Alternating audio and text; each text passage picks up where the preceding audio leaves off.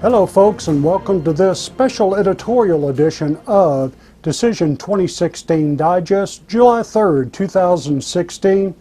You know, I normally just report the election news and update you on the campaigns, but today I'm going to editorialize on where I think the election stands today and the growing frustrations I'm getting from a lot of people I talk to.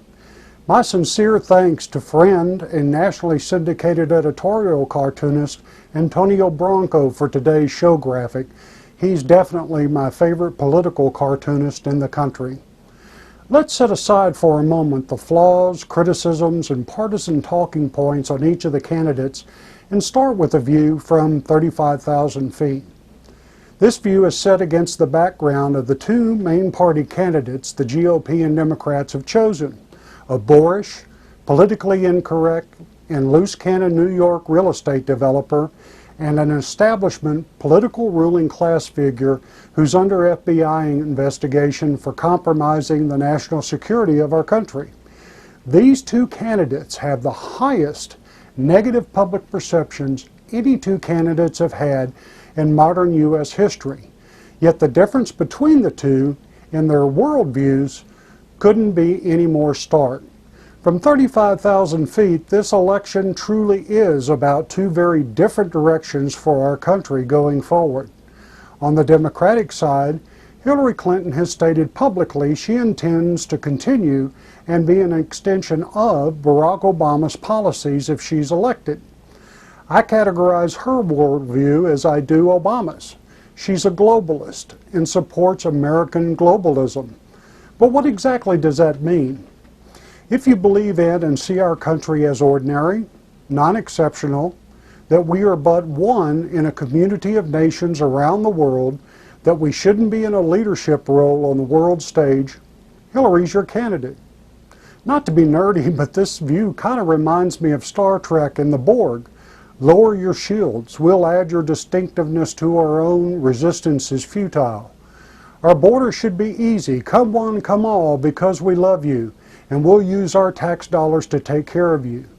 The globalist view is we're all in this together. No one is exceptional, and we should be just part of the world's collective. If we lead, we should lead from behind. Political correctness infects all that we do, so as not to offend anyone, even if it means ignoring common sense. Sound familiar? On to Donald Trump. He sees an entirely different direction for America at this point in our history. He is the antithesis of Hillary Clinton. He's unedited, politically incorrect, and is unapologetic about it. He's a turnoff to the politically correct liberals and the pearl-clutching Republicans alike. He is anything but a scripted, prepackaged politician. It gets him in trouble sometimes, but a significant portion of the electorate is listening to him. Trump wants to put the interests of America and its people first for a change. He wants to control illegal immigration, redo trade deals where other countries are taking advantage of us. He believes better trade deals and fewer illegals pouring across the border will help American workers, job and salary growth throughout the country. He thinks we should move quickly to stamp out ISIS and bring some predictability to our nation's national security. His liberal opponents hurl fancy insults his way.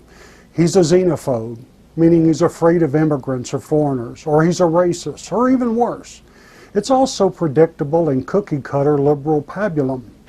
Hillary Clinton and her hardcore left supporters traffic in identity politics, pitting people against each other based on race, socioeconomic status, gender, and more.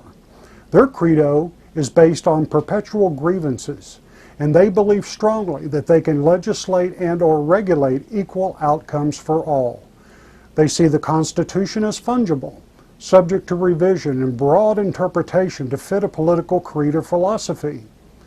You believe your Second Amendment protects your right to own a gun? Well, Hillary and the Democrats aren't so sure. It's just stunning to me. But Trump is not without his flaws. Hardcore conservative Republicans see Trump as nothing more than Democrat light. He's donated to numerous high-profile Democrats and different candidates in the past, including both Clintons. His plain-spokenness, that has been so attractive to so many, is also his greatest liability. He oftentimes spits out policy pronouncements before he thinks them through. He sometimes hurls insults back at people that cross the line, even for we politically incorrect. Trump is definitely not a polished politician and is prone to campaign hyperbole that's offensive to some. Even in its attraction, there is a time for decorum and presidential dignity. Many, especially in the GOP, see Trump as incapable of this. One thing is for sure, this election is shaping up to be one of the nastiest, meanest, Armageddon-like elections in modern U.S. history, assuming Mrs. Clinton avoids indictment, which is likely, although she did meet with the FBI this weekend for 3.5 hours. I believe the fix is in on that.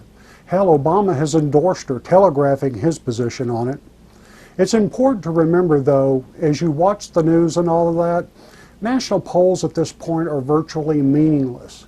It's all going to come down to a handful of so-called battleground states on any given day. The liberal-leaning media, the mainstream media, will suggest it's all but over and Hillary will be president. Don't buy any of it. This election has confounded conventional wisdom. We, the people, have sent a message to Washington, to both parties. We've had it. The grassroots has the D.C. political ruling class worried. And you know what? They should be. But the choice couldn't be more different.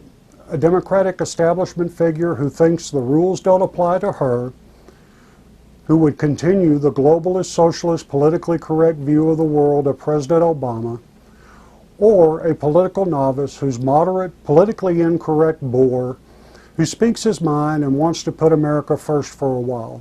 The candidate of change from the status quo we've endured for a decade now.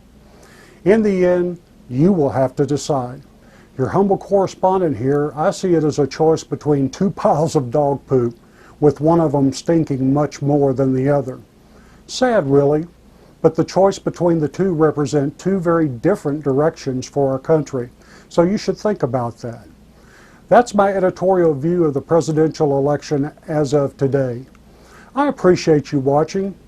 If you like what we're doing here, please give this video a thumbs up and like the channel. It lets me know you appreciate the effort we're making here.